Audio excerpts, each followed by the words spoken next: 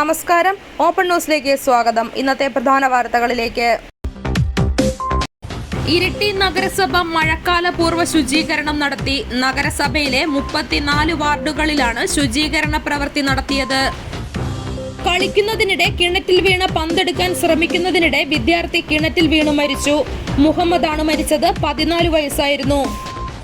ബിന്ദു കൃഷ്ണയെ അപമാനിക്കാൻ ശ്രമിച്ചു. കോൺഗ്രസ് നേതാവ് ചെറിയാൻ ഫിലിപ്പിനെതിരെ പരാതി നൽകി കേരള കോൺഗ്രസ് എം നേതാവ്. കോൺഗ്രസിലെ മുഖ്യമന്ത്രി ചർച്ചയ്ക്കായി കേരളത്തിലെത്തിയ AICC നിരീക്ഷകർ ഇന്ന് ഹൈക്കമാൻഡിന് വിശദമായ റിപ്പോർട്ട് സമർപ്പിക്കും. അവയവദാനത്തിന് വ്യാജരേഖ. എറണാകുളത്ത് ഫോട്ടോസ്റ്റാറ്റ് കടകളിലടക്കം വ്യാപക പരിശോധനയുമായി പോലീസ്. മുഖ്യമന്ത്രി ചർച്ചയ്ക്കിടെ കോൺഗ്രസിലെ ഫ്ലെക്സ് യുദ്ധം മുറുകുന്നു. KPCC ഓഫീസിന് മുന്നിൽ വെച്ച KC വേണുഗോപാലിന്റെ ഫ്ലെക്സ് ബോർഡിൽ കരിയോയിൽ പ്രയോഗം നടത്തി. സൗദി അറേബ്യയിലെ അൽഹസയിൽ വാഹനത്തിനു തീപിടിച്ച് മലയാളി മരിച്ചു. കോഴിക്കോട് സ്വദേശി അജ്മലാണ് മരിച്ചത്. 27 വയസ്സായിരുന്നു. ഹാൻഡ വൈറസ് ബാധ സ്ഥിരീകരിച്ച ക്രൂയിസ് കപ്പലിൽ 2 ഇന്ത്യക്കാർ ഉണ്ടെന്ന് റിപ്പോർട്ടുകൾ. സതീശനൊപ്പം 6 പേർ മാത്രം. KCയെ പിന്തുണച്ചവരിൽ സണ്ണി ജോസഫും സന്ദീപ് വാര്യരും വരെ 47 പേരും KCക്കൊപ്പമെന്ന് റിപ്പോർട്ട്. പയ്യന്നൂരിലെ LDF സ്ഥാനാർത്ഥിയുടെ പരാജയത്തിൽ പ്രതികരിച്ച് മുതിർന്ന CPIM നേതാവ് PK ശ്രീമതി. ജനമനസ് മനസ്സിലാക്കുന്നതിൽ താൻ പരാജയപ്പെട്ടുവെന്ന് PK ശ്രീമതി. ഞാൻ സഖാവാണ്, പറഞ്ഞ വാക്ക് പാലിക്കും. തോറ്റപ്പോൾ തല മൊട്ടയടിച്ച് 8 വയസ്സുകാരൻ. വീഡിയോ കോളുമായി MV ഗോവിന്ദൻ. കുട്ടികളെ ഭയപ്പെടുത്തരുത്, പരിഹസിക്കരുത്. അംഗനവാടി ജീവനക്കാർക്ക് കർശന നിർദ്ദേശം.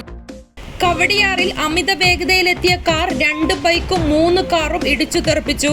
അപകടത്തിൽ 1 മരണം, നിരവധി പേർക്ക് പരിക്ക്.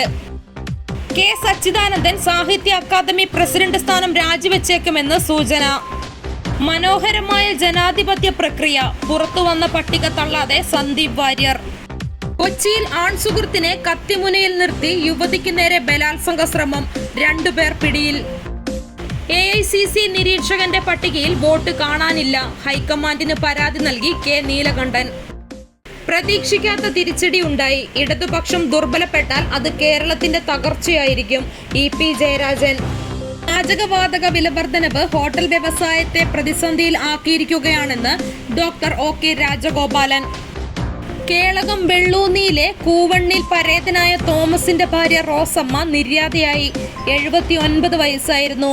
സംസ്കാരം നാളെ രാവിലെ 10:30 വെള്ളൂന്നി പ്രൊവിഡൻസ് ദേവാലയ സെമിത്തേരിയിൽ. ഇന്നത്തെ സ്വർണം വെള്ളി നിരക്കുകൾ: ഗ്രാമിന് 30 രൂപ കുറഞ്ഞ് 13,995 രൂപയും പവന് 240 രൂപ കുറഞ്ഞ് 1,11,960 രൂപയുമായി. വെള്ളിക്ക് 275 രൂപയുമായി. കേളകത്തെ ഇന്നത്തെ വില നിലവാരം: റബ്ബർ 225, ലോട്ട് 240, ഒട്ടുപാൽ 152, കുരുമുളക് 680, അടയ്ക്ക 400, കശുവണ്ടി 135, തേങ്ങ 45, കാപ്പിക്കുരു 200, ചിരട്ടപ്പാൽ 142, കൊക്കോ 95.